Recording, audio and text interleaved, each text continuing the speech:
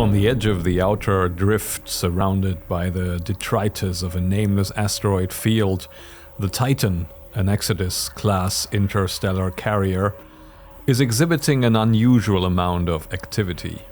Outside its starboard airlock, the occupants of a newly arrived transit shuttle are readying themselves for a boarding action in the white-blue light of a construction laser, its lance-like beam carving a makeshift opening into the Titan's barricaded bay doors. Farther to the front of the gargantuan vessel, the operations deck sees its own flare-up of activity. Its temporary passengers, a ragtag crew of salvagers, stirred up by the unexpected presence of the newcomers. Think they saw the barge, boss? Solo sounds on edge, his nasal voice shrill and tremulous. Almost certainly, Creed O'Brien answers. He has docked their customized trash hauler portside, but it isn't exactly inconspicuous. An eyesore and a half, it typically stands out, and the old spacer has no doubt it has blipped onto the scanners of whoever is now out here with them bright and early. Echo Sedano ignores the flustered chatter around her. The salvagers, with the notable exception of Creed, who seems unfazed, thoroughly rattled by the prospect of a potential live-fire confrontation hanging thick in the stale, recycled air, and focuses on the computer node in front of her. Her Tau augment has completed its reboot and seems restored to function, providing her with telemetry readouts and risk assessments condensed into a visual data bombardment. Keeping half an eye on the information stream floating across the UI of her implant, the main focus of Echo's attention remains the security console. Her aim? Get visuals on the boarding party. The remote surveillance network, however, seems either offline or unwilling to accept her AUX-spec clearance. She unloads a string of choice expletives on the uncaring monochrome mirror of the screen, causing Creed to step up next to her with an amused expression. "You sound like my grandma. Guessing we don't got eyes on them yet?" Echo slams a hand against the wall panel, the scanner flickering momentarily on impact before it sends a thin beam of red light up and down her palm. "Trying," she says, her jaw tightening visibly. "Easy there, sister." Creed puts a hand on her arm. "We wait just long enough, we'll see him with our own eyes." The lame attempt at a joke wilts under the scathing glare of Echo's sideways glance as she tries again, cursing whoever it was that failed to calibrate this ID panel properly. Hello friends, Anderson here, welcome to Forge Rats, Episode 3, Goliath. This is the third episode of an Ironsworn Starforged actual play podcast with a heavy focus on narrative and exploration, available on Spotify, Apple Podcasts, YouTube and a bunch of other places. As always, liking, following, commenting and subscribing helps other people find it and maybe even find that they like it, so I appreciate any and all support on that front. Before we begin, a quick heads up, there'll be a short spotlight feature for the Tales of the Manticore podcast at the end of this episode. It's dark fantasy and it's extremely well put together. I'm a fan, so I'd like to give you the chance to become one too. All of this to say, stay tuned for the outro today. Now, let's begin today's session. Session moves first. We set a content flag, which in my case boils down to not excluding any particular topic outright, but keeping the narrative panned away from overt sexual or psychological violence and the majority of negative isms you can think of, even though they may be implied. Next up, a recap.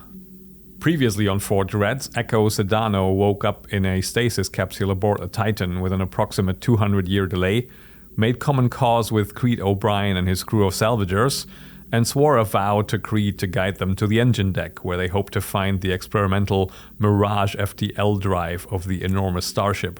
Solo, one of Creed's crew, has some trust issues and an axe to grind with Echo, so he might backstab her any minute. And after a bit of exploring, we also discovered that the ship, while empty of life, human or otherwise, at least so far, is creepy as hell, repeatedly broadcasting the message, "We are Titan," via scrawled wall messages and recorded announcements. We rejoin Echo, Creed and the rest in the cramped confines of a computer access point on the operations deck, where they've just discovered that another ship has docked the Titan. So, we'd probably like to figure out who that is, especially if we follow the fiction, as that is exactly what Echo was up to in the intro. So let's wrap up the session moves by deciding that we don't need to spotlight a new danger or situation at this point, as that happened organically at the end of last session, and decide where to take it from here. I feel like we've got a gather information roll coming up. That's a plus wits roll, which in Echo's case means +1, since her augment is probably of little use here unless Echo physically joins the port in the back of her neck with the console, and all things considered, that sounds like a spectacularly bad idea. So let's not do that and roll gather information +1. What do we get? Well, whoever had that adds a miss, come claim your price, or rather I get to pay the price, as the investigation uncovers an unwelcome truth or dire threat. We roll on the pay the price oracle. That's a 19. A surprising development complicates your quest. Aha. Hello plot twist, my old friend. Interesting. We do have a story complication oracle, so let's consult. That's a 37. An old enemy resurfaces. Well, considering we're fresh out of stasis and haven't really met anyone yet, that's a bit... Uh-oh. Hang on. Okay. I have an idea. It might turn into a bit of a world-building headache to answer how the hell these folks got here, but it's an interesting mystery for the future, to say the least. I just need one more thing before we continue with the fiction, and that's a faction name. Fortunately, there's an oracle for this. So here goes, name template first. It says legacy affiliation is the name matrix, so I'll roll on the legacy and affiliation table simultaneously. I roll a 13 and another 13. Okay, that makes it broken circle. That's ominous, but I like it. Alright, I tell a lie, I needed 2 more things in fact, because I would also like to give the Broken Circle party a ship type before we meet them, so let's roll on the ship type table. That's a 04, a corvette. Well, they definitely mean business. Alright, let's dive on in.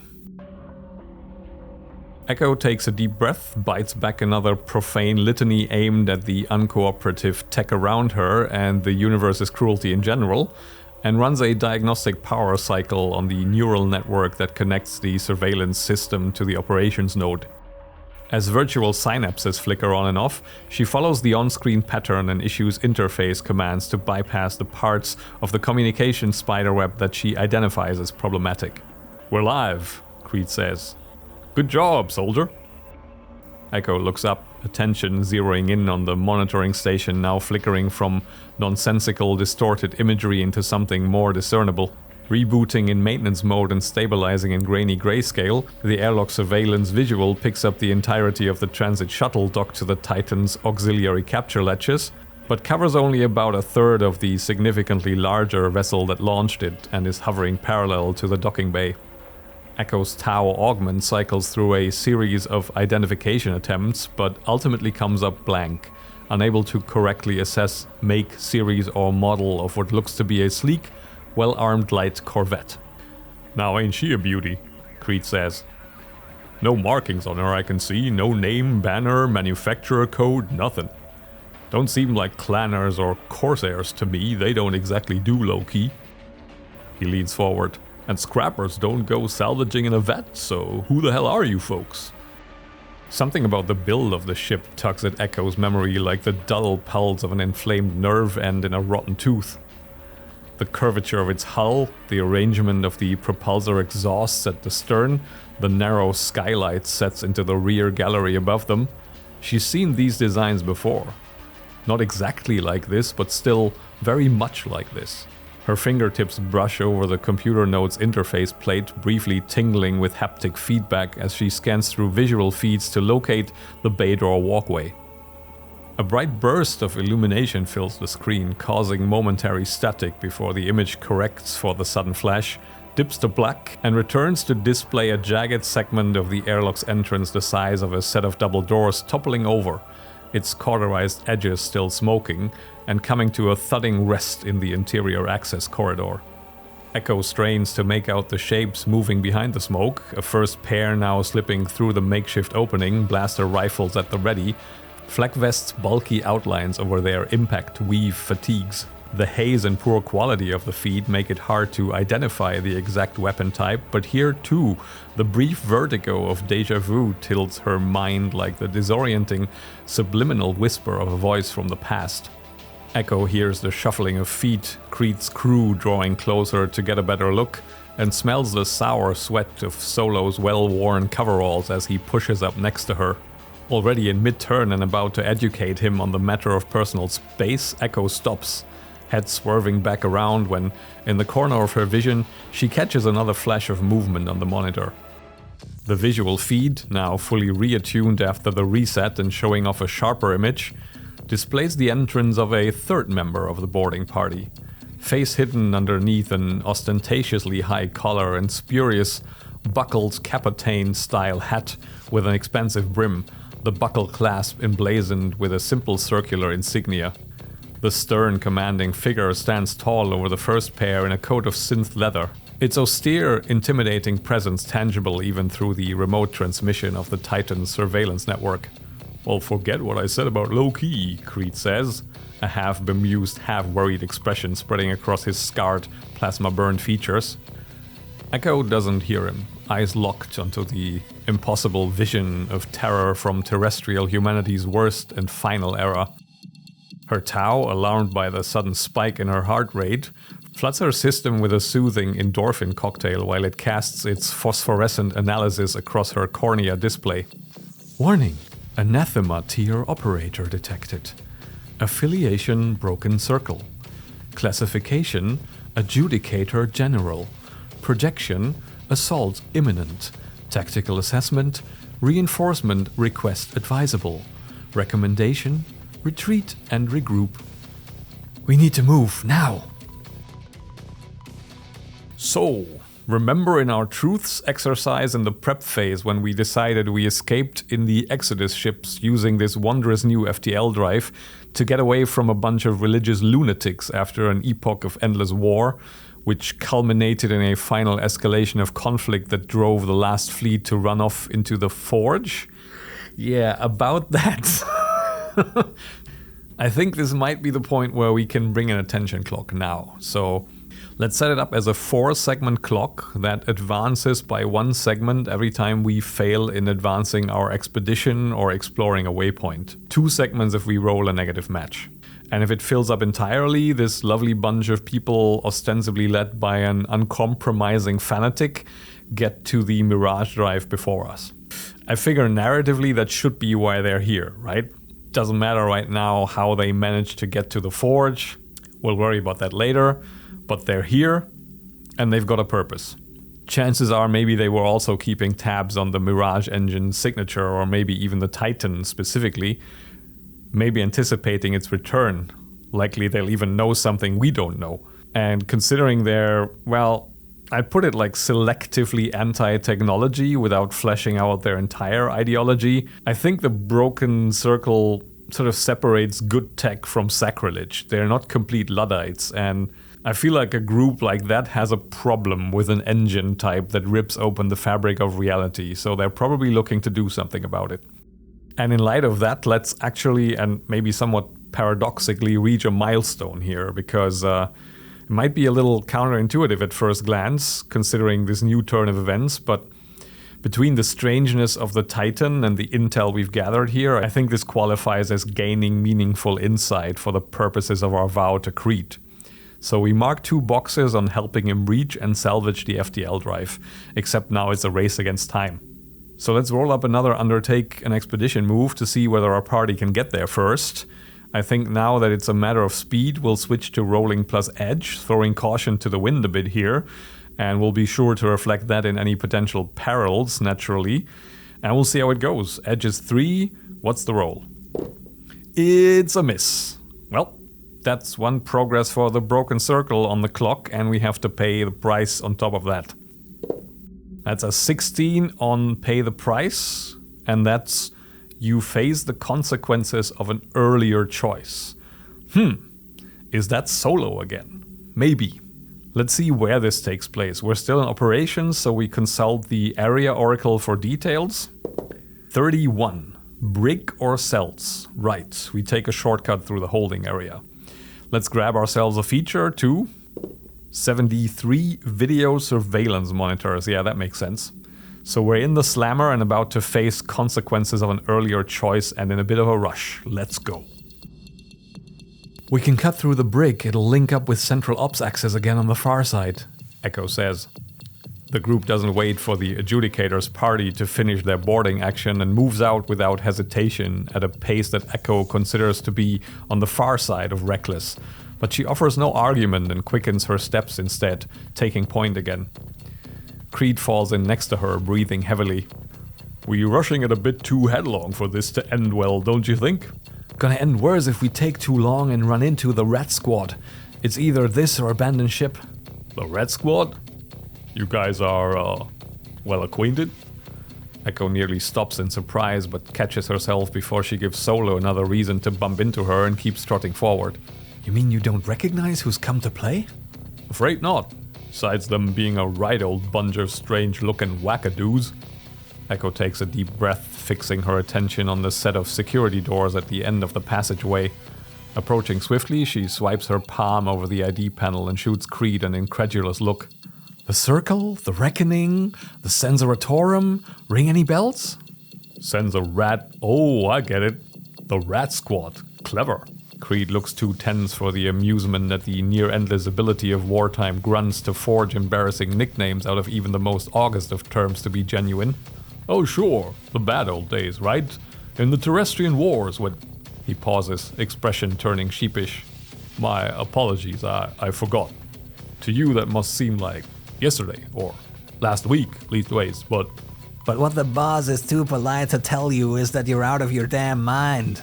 Solo butts in, the rest of the salvager crew coming to a stop behind them as the security doors run through the seemingly endless, noisy process of retracting their numerous bolts and hinge locks. I know Circle psychos in the Forge, they're history.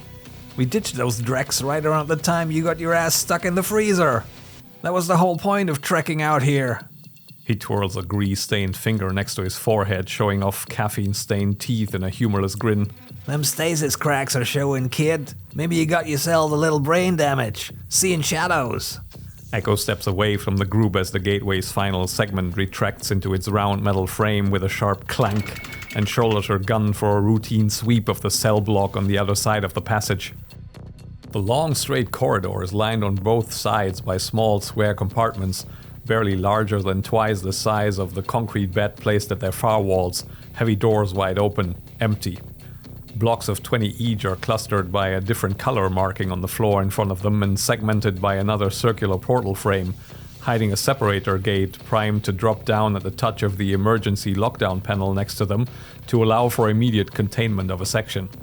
The muzzle of her coil gun weaving from left to right to left, her augment scanning for even a hint of movement from the abandoned lockup cubes. Echo pushes deeper into the brig, towards a simple hexagon of concrete and ballistic glass, a guard post, at the center of an intersection 5 blocks in. Approaching the structure, she stops and stares at the array of surveillance screens lining the inside of the security station, cycling through a spectrum of visual feeds covering the entire ship. There's our man again. Creed sounds weary, also noting the adjudicator's stark silhouette as it stalks through the dim twilight of a hydroponics farm in the Titan's research section. Brought more company, too. Echo hears a sharp intake of breath, Solo no doubt, as she registers what Creed is referring to. A looming shape lumbering through the rows of shelves filled with lab-grown wheat a few steps behind the adjudicator, its long, deliberate strides easily able to keep up with the rest of the party. Encased in a suit of ceramite Goliath armor and supported by a hulking exoskeleton, the figure bears the Broken Circle's emblem on its smooth, eyeless faceplate and a gyro-supported 6-barrel rotary Gauss cannon in its gauntleted hands. Warning: Pariah Tier Operator detected. Affiliation: Broken Circle. Classification: Absolver Reverend. Projection: Assault imminent. Tactical assess. Echo forces herself to pay the Tau's supposedly neutral yet oddly fatalistic threat assessment no mind, opting instead to glance over her shoulder at Creed's assembled crew and noting with no surprise and some dissatisfaction that between the lot of them, they probably sport exactly 0 pieces of ordnance that could create as much as a scratch in the Goliath suit. Creed knows this too, she thinks, even if he's not letting on. Boss, Solo again, his voice flat, entreating. this is out of our league. We need to get out of here before Jumbo there hoses us down with that thing. The old man holds silent for a moment, tensing, then turns to Echo, who notes the grimace of fury this consultation elicits in Solo. This is starting to look like one of them be quick or be dead situations. What do you think, soldier? We got ourselves a shot? In like a flash? Couple of scans? Grab what we can and out? Echo nods curtly. We're closer to the drive than they are. Losing ground for every second we stand here jawing, though. Get moving fast or we're in for a hot one. Creed claps his hands together too loudly, making half of his crew flinch. You heard the woman. Vamoose, people!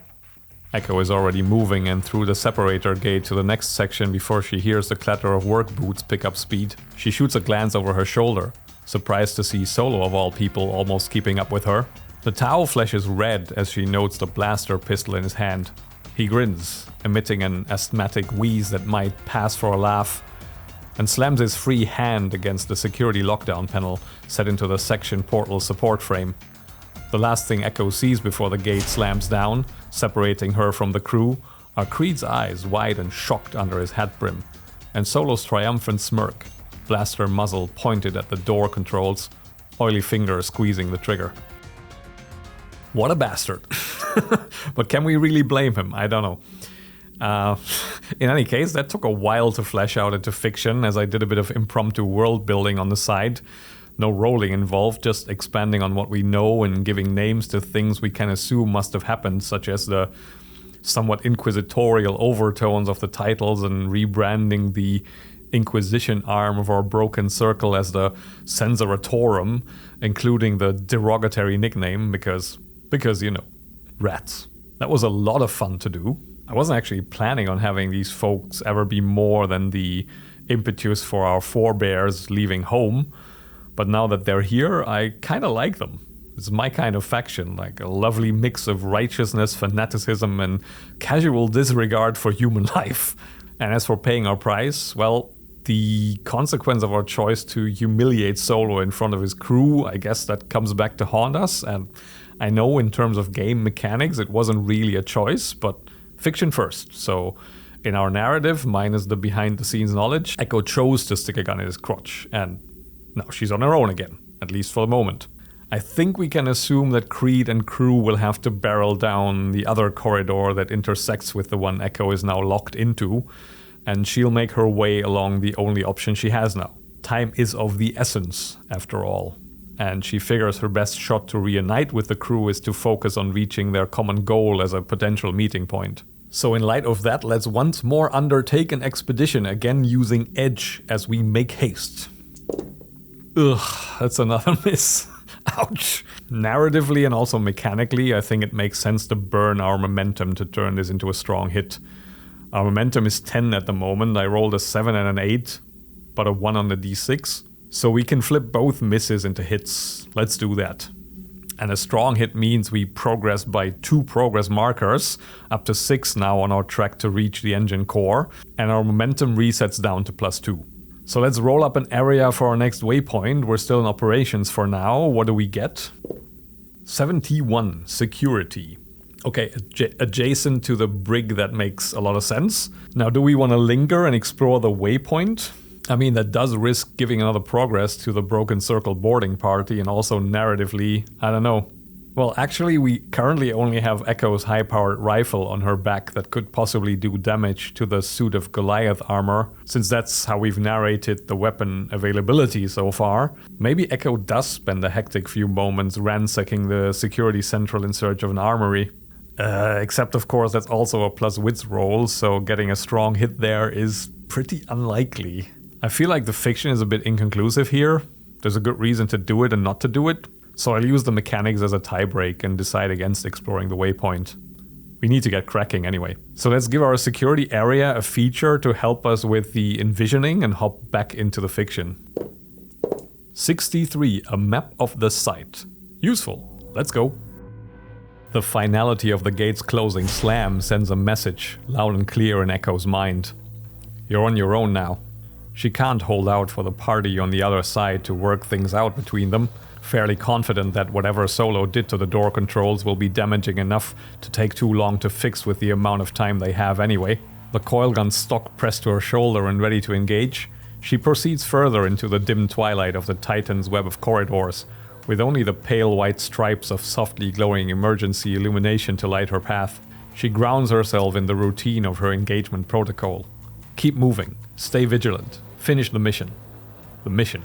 Echo focuses on it, the objective, the purposeful structure it adds to her thoughts, and how she synergizes with the implant, lodged in her mental processes for as long as she has had conscious thoughts or memories. For the first time since her reawakening, she is alone with only the intrusive inducements of her augment to keep her company. The realization is simultaneously comforting and unnerving. As an AUX-spec operator, she works independently of any unit or support network more often than not, and has always preferred it this way. But now, here, she is struck by a disquieting notion that makes her wonder whether she really is an AUX-spec still. How long do you continue on as a soldier if everything you strove and were in fact created to defend has either ceased to exist or changed to the point of being unrecognizable? Pacing past cell blocks and passing another hexagonal guard post, she briefly catches sight of the adjudicator's familiar shape on the surveillance monitor array and realizes that, as out of time and displaced from anything known to her as she is, the only real constant she can rely on right now is the continuity of her enemies. It is in some ways a soothing thought. She bolts through the brig's exit and halts, finding herself in the central security section. Echo entertains a brief impulse to look for the armory, find something, anything to skew the discouraging odds of an impending confrontation between Creed's crew and the Circle operators in their favor, but settles on speed as the better option. Best to not fight at all than die a little more slowly. The main security operations bridge is set into an elevated connecting structure between two towering protrusions of the ship's midsection, the windowed galleries on both sides of the outer wall affording a daunting view of the Titan's colossal expanse and unfamiliar stars it finds itself adrift among. Echo steps into the dim quiet of the ops center and draws to a halt, almost involuntarily, for a fleeting instant stalled by the surging lightheadedness of the sheer, unfathomable distance between this alien vista and anything she's ever known. Darting around for something mundane, tangible to focus on, her eyes settle on the faint amber glow of a projection table, its monochrome three-dimensional diagram showing a cross-section of the Titan's numerous decks and, presently, flashing an alert to indicate the containment breach at the ship's starboard airlock. Echo steps up to the control panel and places her palm over the security section, swiping up and going through a series of movements until the projection outlines an optimal path to the engine deck. With one last look at the overwhelming panorama beyond the thick transparent walls of the gallery, she readies her weapon and continues on her way. Alright, that was a nice chance to reflect on Echo a bit. Usually I have more of a problem with strong hits and no complication when it comes to the fiction. It's just a lot easier to visualize when there's an element of failure or an unforeseen turn to them. But with Echo's time since her first conscious moment in the Forge having been filled with fairly hectic happenings, it's kind of her first actual alone time, and that's definitely something we should take note of, so that was interesting to think about. In any case, moving forward, considering we're at 6 progress on our expedition to reach the FTL drive, I'd really like to mark at least one more progress before I'm rolling the actual progress move to finish our exploration here, since it's effectively a coin flip otherwise, and honestly, I also don't get the vibe from the fiction that we're quite done dashing through this creepy old ship yet. So let's once more undertake an expedition with Edge as we keep moving at speed and see how we fare this time. Okay, there's a weak hit, best of both worlds. We make 2 more progress and also get the option to stir up some trouble. We could take a -2 suffer move or 2 -1s, but I prefer just adding some additional elements to the situation from the Peril oracles. So let's set the scene and figure out what area we're now entering. 94, new zone via access. So we're proceeding to an access tunnel of sorts to get to the engine section, and we're closing in on that. Let's roll again on the access oracle then. That makes our area in access a 78, a catwalk or bridge. Let's grab a feature before we find out what peril awaits us there. 53, organic growths. Ugh. Now for the peril, that's a 44, a foe closes in. Now, in my head, I have the layout lined up in a way that we're probably ahead of the broken circle, and the tension clock would also seem to indicate likewise. So it still could be a sort of vanguard that is rushing ahead of the adjudicator's main party or something, but I wouldn't consider that likely. So let's ask the Oracle, and with a 76 plus for an unlikely result, it'll be a member of the broken circle party. 02, very far from it. So that'll be a new foe then, which is kind of neat because actually that gives me a chance to play with the creature oracles a bit, since I think whatever we're going to encounter here is a direct consequence of whatever repercussions arise from messing with the fabric of reality and creating the sundering. So I'm not just gonna pull something from the regular catalog of beasties and make up a new thing. Now, how does this work? Okay, first we determine the creature's scale. I think we can infer its habitat from where we meet, so we don't have to roll that, but we need to know the size. 91. Oh boy, it's huge. Whale-sized. This might have been a mistake. Next we determine the basic creature form. There's a lot of variety in that table, so this could get a bit wild. 04, we consult the interior column of the table, which makes it amorphous or elemental. Interesting. And the first look on the creature, which we roll twice, reveals it to be 19. Comprised of many creatures. Where's this going? Comprised of many creatures. Okay, one more first look aspect to sharpen the view a bit. 26. It's dead or undead. Oh, Jesus, now we're in for it. That gave me like an immediate mental image, and I almost sort of wish it hadn't. But it's also the kind of thing that makes sense here, especially considering we already got some Dead Space or Event Horizon vibes from this all previously. I guess the oracles have developed a bit of a taste for space horror. Wonderful. Let's roll with it, shall we? The blast of fetid, sweltering air hits Echo unprepared, making her gorge rise briefly, as the blast doors to engineering access part and release their putrescent odor. She pulls the rebreather mask back across her face and thumbs the on switch for her weapon-mounted flashlight, shining a beam of pale luminescence into the darkness of the space beyond the entrance.